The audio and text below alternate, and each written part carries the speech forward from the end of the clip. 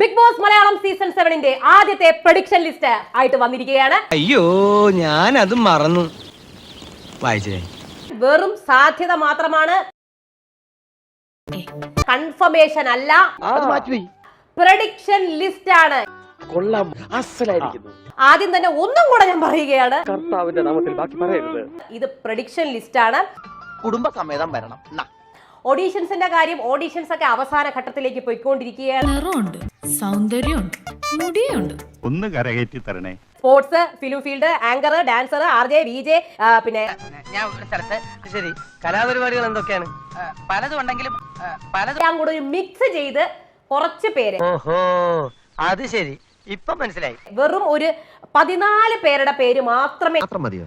അയലോക്കത്ത് 5-6 ആളെ കൂടി വിളിച്ചു. അത് ഇതും കൺഫേംഡ് ഒന്നും അല്ല. നാട്ടുകാർ കേൾക്കണ്ട. ഇവരെ ചിലപ്പം കൺഫേം ആവാം, ഒരു കാര്യമില്ല. ചിലപ്പോ ഓഡീഷനെ ഇവരെ വിളിച്ചിട്ടുണ്ടാവില്ല. വളരെ വ്യക്തമായിട്ട് അറിയാവുന്ന ഏക മനുഷ്യന് ശരിയാ ശരിയാ ചിലപ്പോ ഈ സീസണിലെ ഇവരെ വിളിച്ചിട്ടുണ്ടാവില്ല.